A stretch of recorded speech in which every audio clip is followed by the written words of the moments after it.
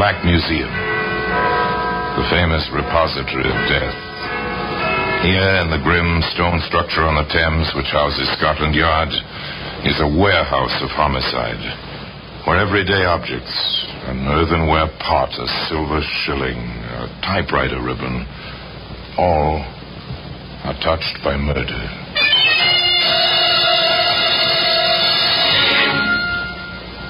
Four small bottles. They're familiar objects, medicine bottles, shining glass, cork stoppered, the labels in neat, clear handwriting. Such bottles are in the medicine cabinet of almost every home. Well, these were found... Found one, Inspector. 2-ounce size. The others can't be far.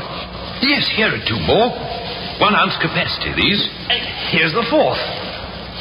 Innocent little things, aren't they, sir? Well, today, those 4 small bottles have a place, a very honored place, in the Black Museum.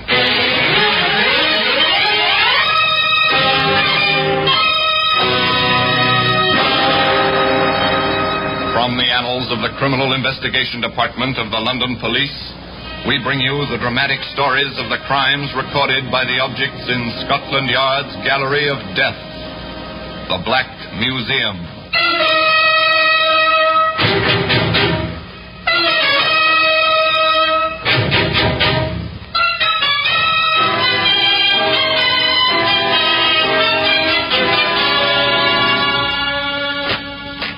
Here we are, the Black Museum.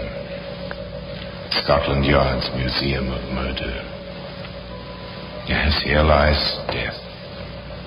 In these hundreds and hundreds of objects, large and small, is the means to death. 1,000 methods of killing, all neatly labeled to indicate who and what and where and when. Here's a kitchen mop. Long handle. It's gray with use, gray where the red-brown stain fails to cover the grayness.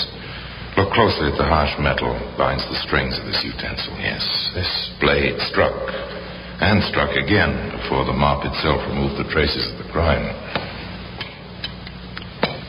Here we are. Here are 4 small bottles. 3 of 1-ounce capacity. 1 holds 2 ounces. They mark a strange story. A story out of the Edwardian era, when man was still lord of all he surveyed and women were just beginning to demand equality. To the ladies, Reverend. Although I would prefer toasting them in something slightly stronger than tea. To the ladies, my friend. To listen to my husband, Reverend, you'd think he was old-fashioned and not an advanced thinker for this age. I, an advanced thinker? Why, Anne, my But dear. you are, Oscar. You really are. At the risk of shocking you, Reverend, but then you're a young man, and not, I assume, as easily shocked as some pastors I've known, I believe a man should have 2 wives. Well, really, sir? He means it, Reverend. Listen to him. I believe a man needs 2 wives. One to cook, sew, and care for the household. The other, to be a companion when a man needs intellectual stimulation, to lend beauty to the drawing room, and grace and wit. Then you would give the latter education. Exactly. And since I am not allowed 2 wives, I chose the latter. You're new here, Reverend. You don't know that I married Anne when she was very young and sent her to Brussels and then a French university for her education before installing her here as my wife. Why, that's unheard of, sir. You are a pioneer in the field, Mr. Oh, yes, Mr. Oscar Stone, wholesale grocer and a man of means, was truly advanced for his age, the age of 99, and very liberal in his philosophies. In fact, he was so considerate of his wife and of the difference between her age and his own that he encouraged rather than looked askance at her companionship with the Reverend Edgar Sweet, a much, much younger man than Mr. Stone himself. Edgar, you've been a good friend to me these past months. I'm happy to hear you say so, Anne. That is why, well, I'm not hesitating to tell you something which I feel is rather unfair. Tell me what it is. Oscar has drawn his will. Oh, he's my friend, my good friend.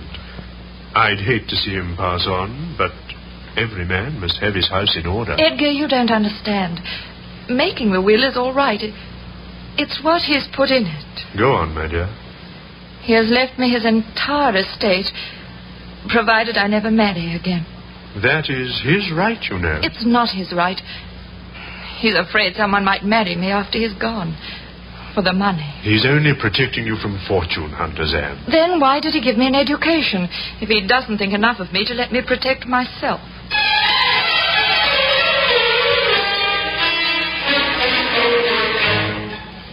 A serpent in Eden? Perhaps. Perhaps not. But it is clear that the young lady had a will of her own and wanted to control her own destiny.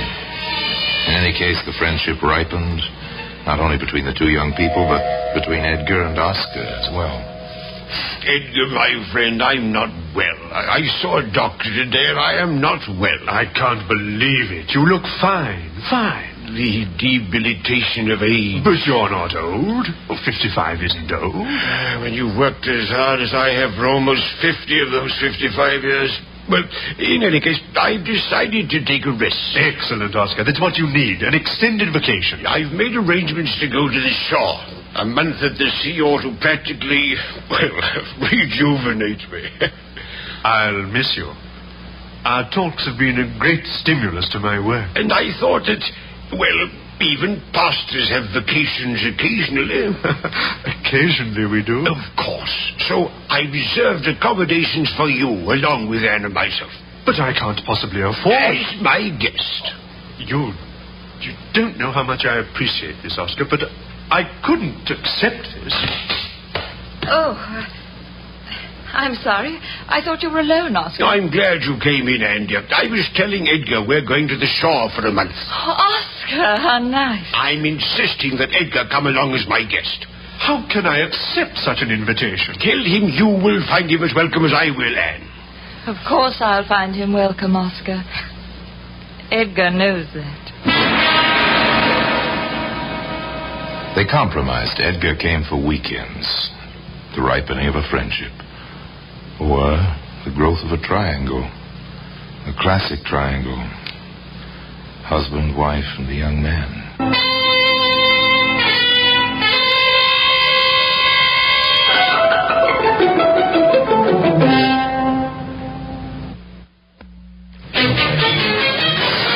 The summer ended. Oscar and Anne returned to new lodgings in Pimlico, and they took an additional room. Edgar, you like it? Bookcases, a couch, a fine desk, all this room. How could I help liking it? And in here, right next door. Edgar, my boy, welcome to your new lodgings. Now, we are not only friends, we are neighbors. Really, Oscar, I don't know why you... But there was more, and rather interesting. One afternoon, while Oscar was at his doctor's office. May I disturb you for a moment, Edgar? Oh, of course, Anne. What is it? Remember, months ago, I told you about Oscar's will. Oh, yes, I remember. Why? He took out that awful clause. If I want to, I can marry anyone I please one day. And you were the executor. Everything was quite smooth. Quite smooth. In fact, Oscar began to feel quite a bit better. At least he said so, and insisted that Edgar and Anne accompany him to a horse show. Why do you love horses so, Oscar? Perhaps because I always wanted to ride and never learned. Oh, there's a fine animal. He must be at least 16 hands high. Edgar, why don't you take Anne to the stalls to see her favorites? I'll just sit here a while. I guess I'm not as strong as I thought I was. Will you, Edgar, please? You think you'll be all right here alone, Oscar? It's a picture, isn't it? The elderly husband sitting on the bench watching the two young people stroll away. What are his thoughts as he sees them disappear in the crowd? What would his thoughts have been if he'd heard their conversation? I'm dreadfully worried about Oscar. He seems much better. Seashore did him good. Seems is the word. He's not. Not really. Anne, what are you telling me? That his doctor has confided to me. Oscar may not live out the year. The next morning there were signs that Anne's words might become the truth. She sent for the doctor, a youngish man named Richards, who lived some half a mile from the lodgings. I don't like this, Mrs. Stone, not at all. Oh, dear. You stop frightening my wife, young man. The truth, sir, is the truth. You are not well. Your stomach's in very bad shape. Now I shall prescribe for you, and your wife will see that you take your medicine, won't you, Mrs. Stone? Oh, of course, Doctor. The young doctor was very certain, but not Oscar. His pain continued. Anne was obviously very upset. She took Edgar aside. Edgar, I want you to do something for me. If I can. I cannot see Oscar suffer the way he does at times. I know a way to ease his pain, but I need your help. Of course. I want you to buy me some chloroform. Chloroform? Yes. A few drops on a handkerchief, and he will sleep easily. I learned about it in the practical nursing classes in Brussels. But Dr. Richards will get you some. No. He'll never believe I know how to use it. Here's a pound note. Please, Edgar.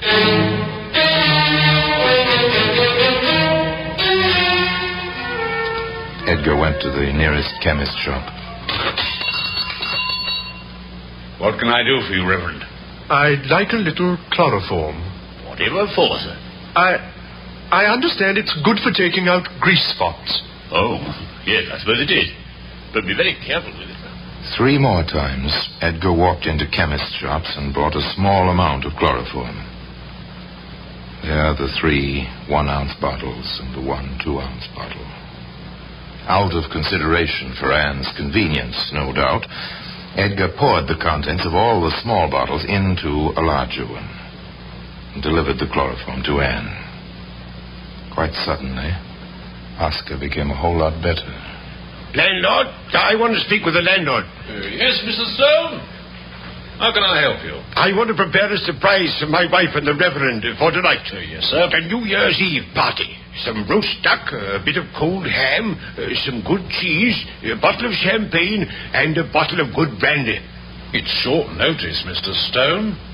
But I'll do my best. What'll you be eating? What everyone else eats. And will they be surprised? Oh, I'm feeling wonderful for the first time in months. And for breakfast tomorrow, see if your maid can find a haddock, a large one. Oh, I feel I shall be quite hungry in the morning. Oscar wasn't hungry New Year's morning. Oscar was dead. And today, the 4 small bottles which played so large a part in his death can be seen in the Black Museum. Now back to Theater of the Mind on 104.5 Chum FM.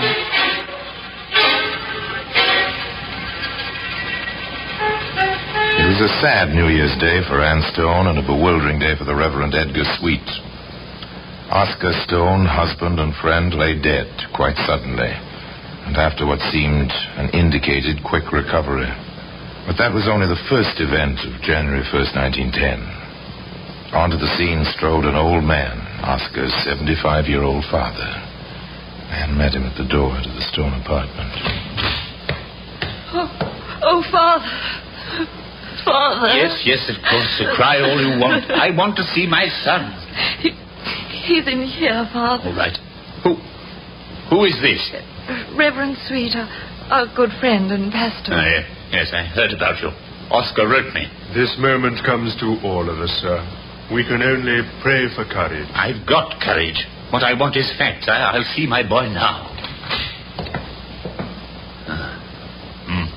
It looks as if he died in his sleep. He did. So peacefully. I didn't realize it until morning. You were a good boy, Oscar. I shouldn't be outliving you. Huh? There's a funny smell around his mouth. But the doctor said he had gastritis, Father. That's not what I smell. Are you having a post-mortem? Dr. Richards asked for permission to do one. Richards? Who's he? The family doctor, Mr. Stone, a fine young man. All right, if he wants to do it, all right. But I want my man there with him. Father, are you insinuating? I'm not insinuating anything. I just don't like the look of this. For his own protection, Miss Richards ought to have another man present, that's all. My boy's no right. The second doctor arrived, and forthwith, behind locked doors, the autopsy was performed. In the landlord's parlor, Anne waited, with Edgar to give her support and courage. Presently, the door opened. Mrs. Stone. Yes, Dr. Richards. We are ready with our report. Did you find out anything? We are not certain as yet. Dr. Fletcher, your father-in-law's man, suggests Mr. Stone swallowed chloroform. Chloroform? Yes. Will you come upstairs and hear the report, please? Anne? Yes. Did you... the chloroform I bought for you, that is... It's still in its bottle, Edgar. Don't worry, you don't even have to mention it. Shall we go upstairs now? The two young people went upstairs, but not hand in hand. There was a sudden reserve between them. In the room where the doctors nor Mr. Stone awaited them. This is Dr. Fletcher, my daughter-in-law, and Pastor Sweet. How do you do? As Dr. Richards was in charge of the case, perhaps he's the one to give you our official report. Oh, please do, Dr. Richards. It's a simple report. We are unable to find any natural cause of death. The contents of the stomach are suspicious. We're holding them for the coroner. Have you any particular suspicions, gentlemen? None which we care to state officially. You realize the room where death occurred must be sealed and its contents must not be touched. Oh, my purse is in there. It'll have to stay there. Surely I may have my coat and a hat. I assume so. If Dr. Fletcher's present when you remove them.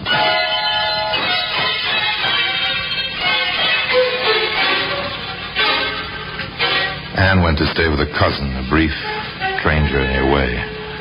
The coroner's inquest was held and adjourned, pending a full report from a government analyst. That was all. But Edgar dispatched a note to Anne, and she met him as he requested in a quiet tea room in Pimlico. Edgar, what's the matter with you? You haven't looked me straight in the eye since we met today. I can't seem to help myself. Anne, Dr. Richards did tell you that Oscar might not live out the year. Well, of course he did. It came so suddenly. They've all behaved so strangely. And I'm afraid I'm finished. If this develops into anything, I shall lose my pulpit. If you don't do anything foolish, I certainly won't. Everything's going wrong. I feel as if... Anne, I bought that chloroform. If there is chloroform in the autopsy report... Anne, don't you see? Forget the chloroform. Forget all about it. I can't. Where is it? What did you do with it? I took it with me when I left the apartment. Right in my coat pocket, under the nose of my dear father-in-law. I poured it out of the train window. Then I threw the bottle away. Oh, that makes it worse. If they prove that Oscar was... What? Don't you see? They'll trace the chloroform to me. In other words, Edgar, you're implying that I gave it to Oscar. I'm not implying anything of the kind. What else are you saying? Edgar, you helped me over a bad time. Now I think it will be best if we do not see each other anymore. Goodbye, Edgar. The lady was annoyed, perhaps rightly so. The young man was frightened, very rightly so. In their separate ways, each awaited the report of the government analyst. At long last, Dr. Richards came to the young widow. The news could be a lot worse, Mrs. Stone. They could have found arsenic or one of the slower, more common poisons. What have they found, Doctor? Poisoning by chloroform. Oh, Doctor, that is the worst. How so? Don't tell me you had some in your possession. I did. I had my reasons. Doctor, my married life was not happy. I am young. He was old. Practically my father. He kept putting me in Edgar's company. I began to... When two people are together constantly, Please go on, Mrs. Stone. I obtained the chloroform. I kept it in a drawer. But I'd never had a secret from Oscar. Never. On any score. So on New Year's Eve after our party, I told him I had it and where it was. He spoke to me sadly, but kindly, grieved that I'd been feeling about him as I did. Then he went to sleep. Or I thought he did. The next I knew, he was dead. Did you look at the bottle? Yes, I couldn't tell how much was gone. I took the bottle and I poured what was in it from the train as I went. The autopsy report came to Edgar as well. He wrestled with himself and finally, took the only course which seemed open. Inspector Seward? Yes, come in, sir. Sit down. Thank you. I understand you have some information in the matter of the death of Oscar Stone. I do. You see, I bought the chloroform.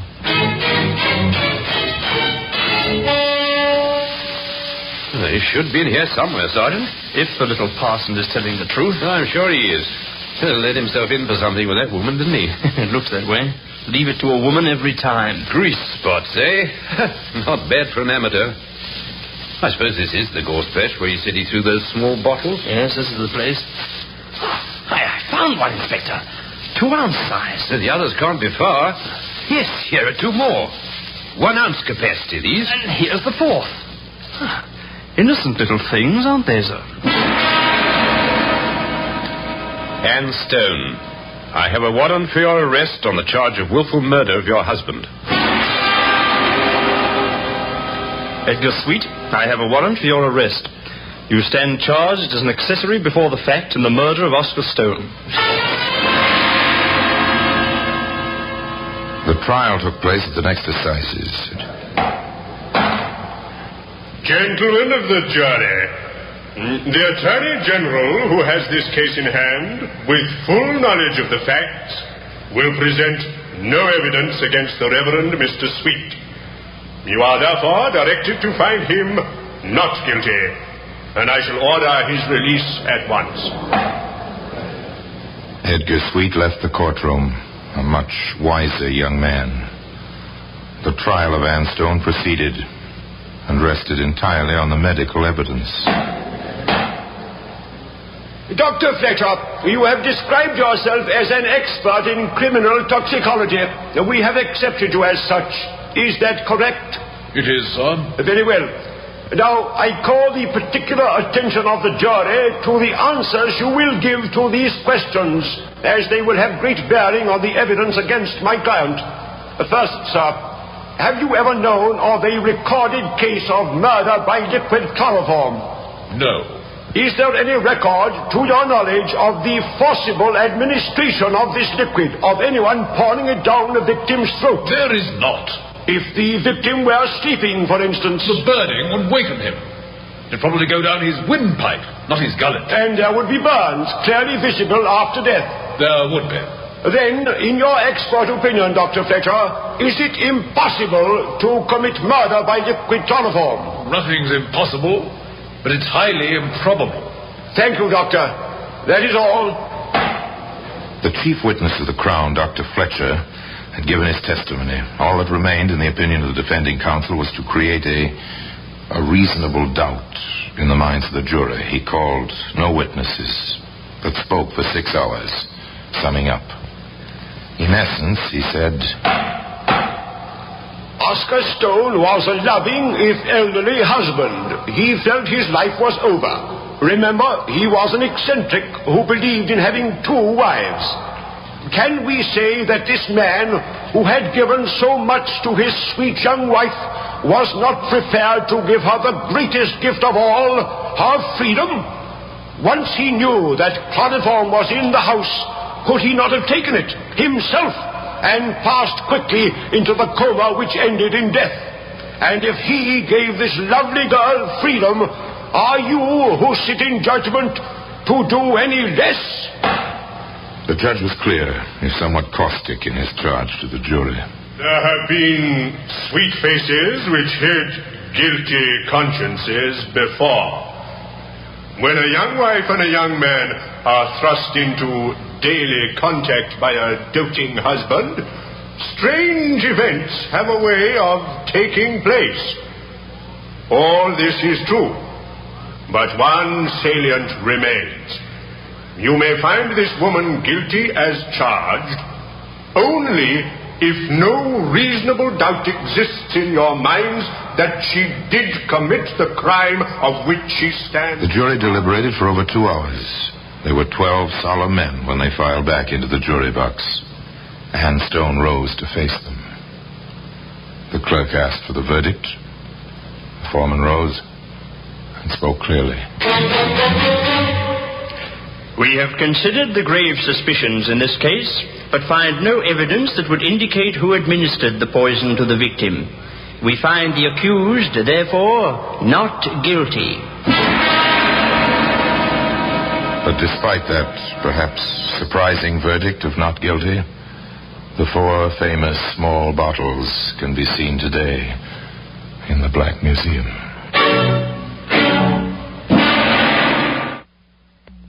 No double jeopardy. That's an ancient English law. No double jeopardy. One cannot be tried twice for the same offense. It was felt, therefore, that since Anne Stone had been acquitted, if she had committed this crime, she ought to tell the world how it had been done. But no. All that was heard thereafter from Anne Stone was a letter addressed to a defending counsel. It read as follows. Dear Sir Edward, I feel I owe my life to your earnest efforts. I have not been a good woman, and my temptations have been terrible. But though I have not kept my vows, you will judge me mercifully. And there the case rests. Now until we meet next time, in the same place, and I tell you another story about the Black Museum, I remain as always, obediently yours.